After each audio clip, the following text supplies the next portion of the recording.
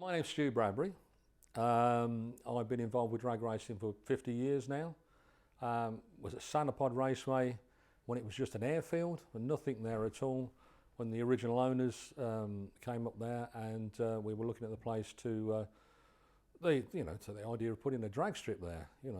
There's a little bit of background to that. I originally got involved with the club, which is the British Hot Rod Association in those days, at a place called Woburn Abbey, which is a rather big estate that we have, which is now a safari park. And walking around there one day, I noticed a little display of these strange machines, and I thought, well, what the hell are these? Interested in motorsport and engines and that sort of thing. Went over, had a chat to these guys, got really, really interested. Talking to a little guy who I now know is Alan Herridge, and he was a pioneer of our sport and is in our Hall of Fame, and in our trophy, our crystal trophy, there's an image of Bootsy in there because he was a pioneer, he was a designer. If you talk about drag racing, you talk about Alan Herridge. Anyway, Alan got me very, very interested in the sport and in the cars. I joined the club on that day. I then went away and got the newsletters and everything. They really didn't race. They were racing on old airfields and anywhere they could find that had a straight sort of mile strip to, just do anything what they wanted to do on that day.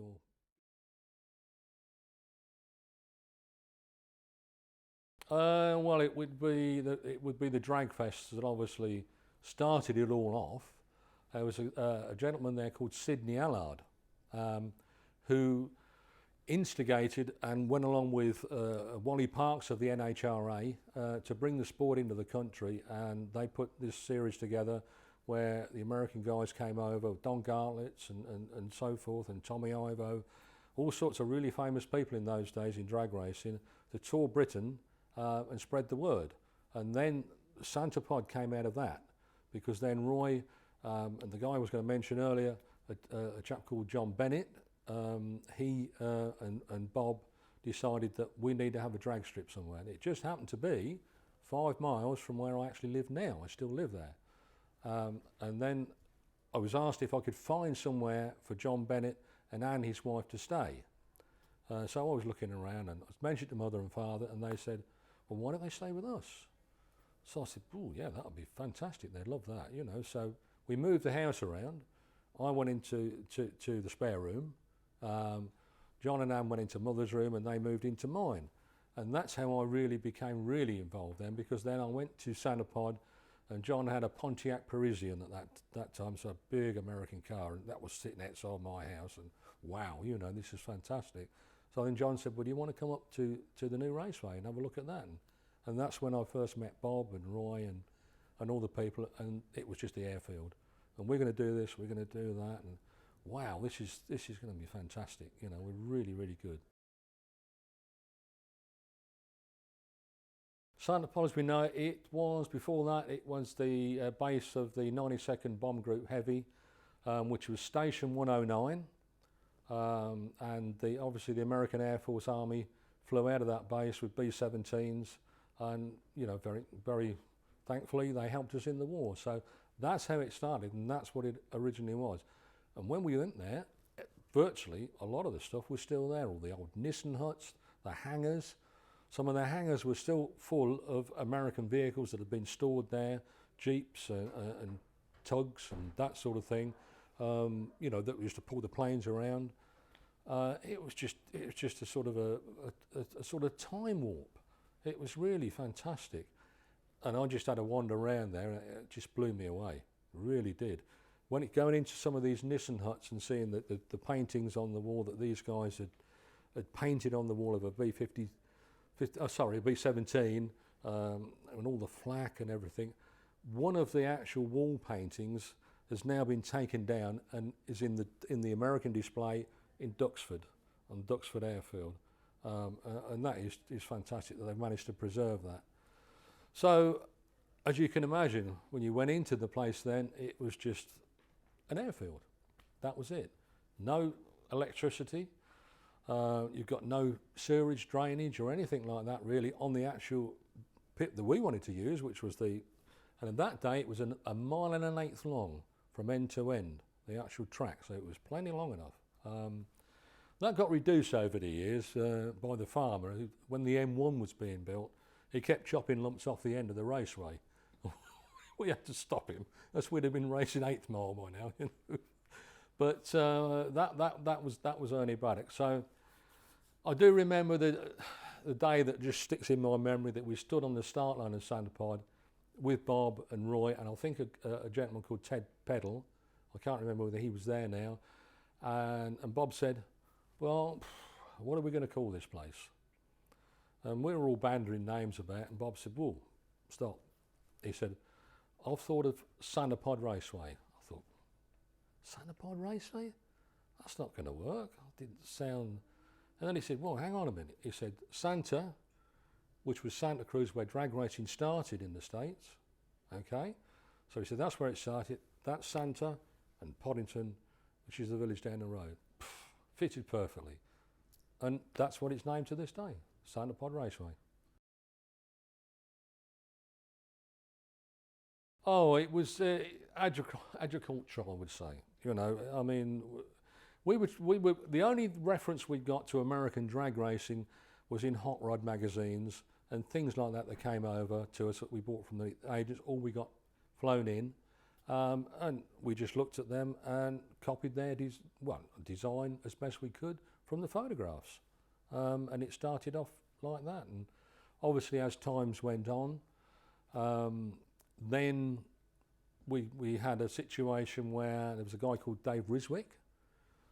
Dave was an American serviceman on Upper Hayford, one of the American bases, and Dave was asked then to start importing, if he could, get in some engine parts for drag racing. So Dave started to do that, getting the parts through the USAF, bringing them to Santa Pod, which enabled us to improve the engines, and we were getting what we use now, Edelbrock manifolds and heads and camshafts from crane cams, and all these sort of really big iconic manufacturers that we'd only ever sort of read about, and there we were using their equipment in our cars. And gradually it progressed on. First of all, with the track, we just started off with just ordinary wooden barriers. I mean, something nowadays you wouldn't be able to do because it was just too dangerous. So we just got these wooden, sort of, really like a sort of a 5-bar fence all the way up the track. We progressed over the years to having plywood sort of barriers filled with earth and old hardcore, anything we could get hold of to make them solid, and put them up the track, painted them white, and gradually we were getting there. And then we had it resurfaced, which was fantastic. We had a flat surface instead of like this, you know, and it just, we were all in seventh heaven. Well, I got a job on the start line for a start off, but that was crowd control, because bearing in mind we didn't have very good barriers, so we had to sort of try and keep the crowd back. And that was for probably about a couple of meetings, and then I was invited on to be part of the start line crew, which I thought, wow, you know. So there I was on the start line with all these cars coming along, and there was a guy called Brian Holmes who was flag starting in those days, so we were flag starting. And of course all the girls just went for Brian because they thought he was fantastic, brave, and you know, all this standing in front of these racing cars and jumping up in the air and whatever. And I thought, that's the job I need. That's the job I need. And next year, Brian, talking about Santa Cruz again, emigrated to America and bought a place in Santa Cruz and went over there, and I got elevated to the chief starters position. And that's where we you know, remained for probably Santa Pod Raceway for probably about 23 years. I had a small break at one point, but 23 years I was on the start line there, and I had some really crazy times there, really did. I think you've got to mention Dennis Priddle. I mean, Dennis was fantastic. I mean, the car that he had, and again, with the connection which he had with John Wolf Racing, which he still has, and they've been able to get the parts in. They started to get a lot of the, you know, the Hemi stuff, the 392s and 354 stuff in, put it together, chuck it in the car. Although I think Dennis ran a 426 actually in the end of the elephant motor. So I think Dennis, and then of course we go on to Clive Skilton, and then you get the Skilton and Priddle Wars, which was absolutely unbelievable. I mean, 2 fuel cars is incredible. So I think it's those 2 really that really sort of fire me up. 1967 Americans car, yeah, that would be probably the best thing that really I'd ever seen, because just imagine you got these guys with these fuel cars coming over. I mean, the guy that I think really impressed me is a guy called Alex Strand, and the lawman they used to call him, a really nice guy, American lawyer who came over and got into drag racing. He was super professional, and he was the head of the team that came over. And Al went all around the American bases around Europe and to Vietnam actually, with Mustangs and Barracudas and the show, putting it on for the troops. And he was just a really nice guy and a real professional. And it was just absolutely mind-blowing. It's just a period you'd never forget. What was I before I became American Parts Specialist? I'm just trying to think. I used to work for a company called Ward's Wellingborough, which is a Ford main dealer. So I was interested in cars. So that's how obviously my interest went on to American cars. So that's where I got my interest in vehicles from doing that. And then obviously I got a job with John Wolfe Racing. Became, well, actually went in the warehouse for a start and learning all the parts, the Mr. Gasket stuff. I mean, Mr. Gasket is something in my mind that I could probably run through a load of part numbers, which Tracy Rudker would know off the top of her head. It just went on from there. And then I started to answer the telephone, and they realised that I might have a career in answering the telephone. And I'd obviously got knowledge of engines and what a distributor was, what a camshaft was, a crankshaft, pistons and all the rest of it. So just a matter really of learning the American engines and learning the parts and the numbers, and which I did. And because, like everything, if you're very interested in something and you really got an enthusiasm for it, it doesn't take you long actually to pick it up and you remember these things. And I must say, got pretty good at it, and it just went on, and I moved premises with John Wolfe. I was there for 23 years, ended my time there, and I was coming up for 60. Every day was a ball, every day, because everybody I worked with was a drag racer and an enthusiast, and it was just a blast. I never ever once didn't want to go to work. Even if I was really bad, I'd still go to work, because I just loved it. Loved the customers, because they were interested in what I was interested in, and it was fantastic. Brilliant.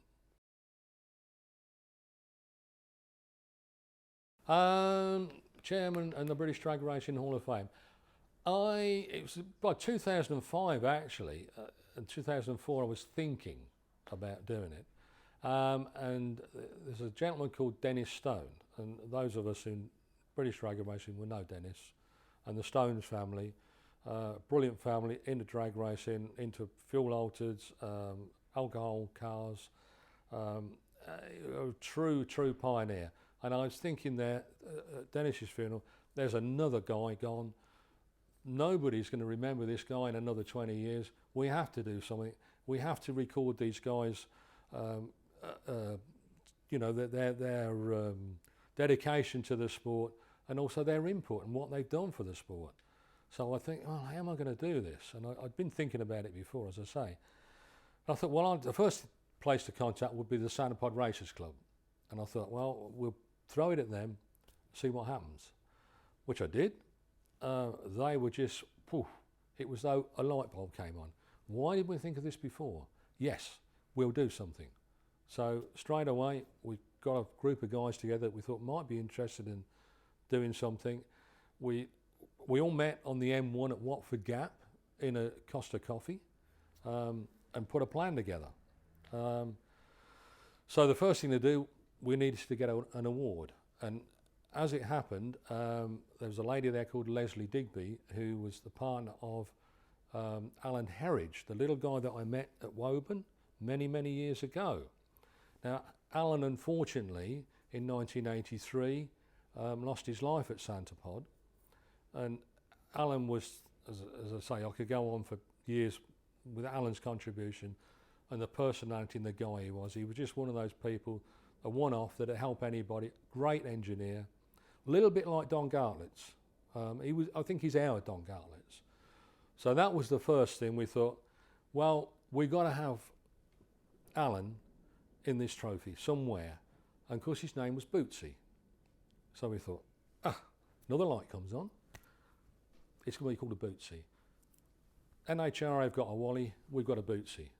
So, and that's how that came about. And then today he's in our crystal trophies, laser cut inside every trophy that is given to every inductee. So that's how it originally started. Of course then, we were a very fledgling organisation, not a lot of money. You know, we were running on less than a shoestring. The club agreed to pay for the trophies, which to this day are very expensive, but that's not a problem because we want to give something that people treasure. We don't want a plastic cup or anything like that. It's going to be nice, and this is how we're going to carry on doing it properly. So I thought, well, I don't know, mention it to the guys I was now working for, which is a company called US Automotive, because I left John Wolfe and went to US. I spoke to the people there, to Lynn Stafford as she was then, and to Stuart Bassett, who was the owner, and they said, well, yeah, we'll back it. And they gave me 1,200 quid. I thought, wow, £1,200, that's a bunch of cash, you know. We can start this thing rolling, and which we did. And then we thought, well, where are we going to have our induction ceremony? So that, again, for the club said, well, no problem. We'll put it on the end of our trophy night, you know.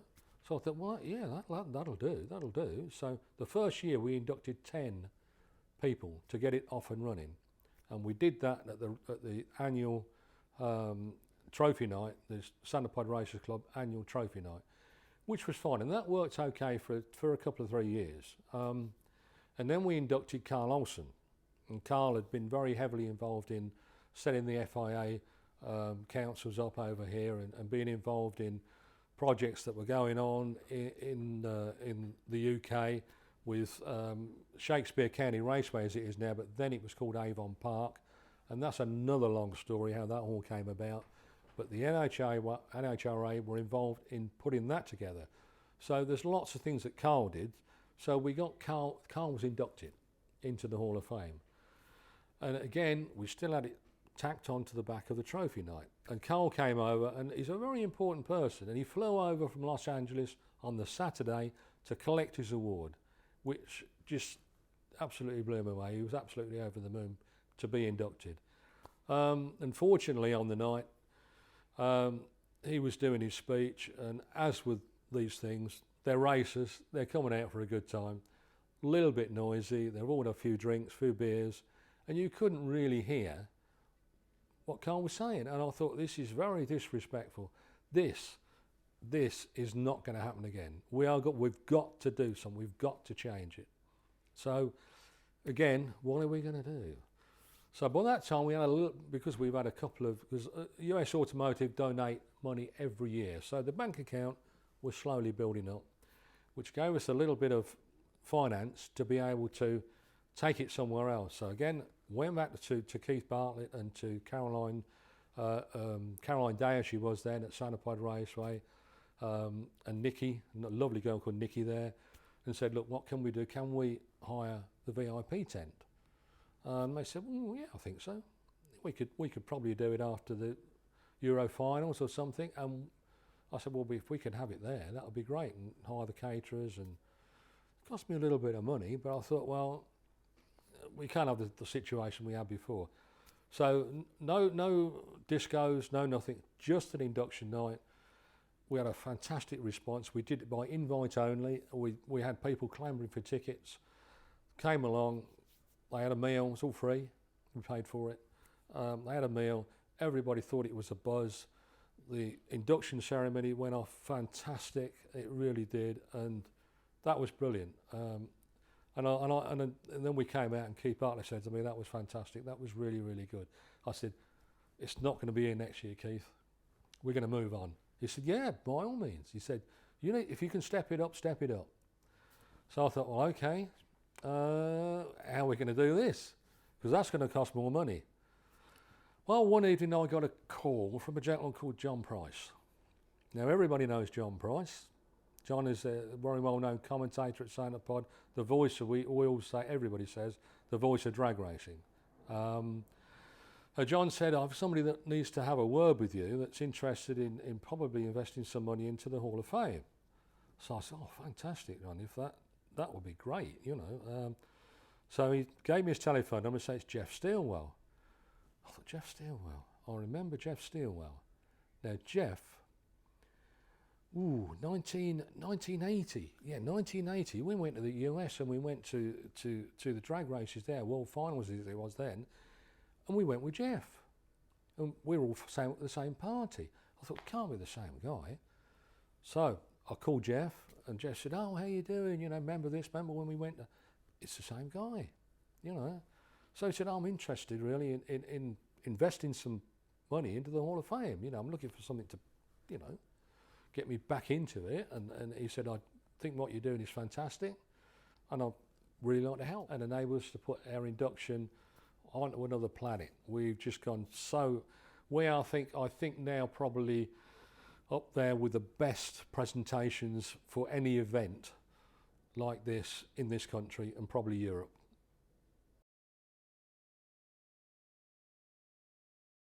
How would I summarise my life in drag racing?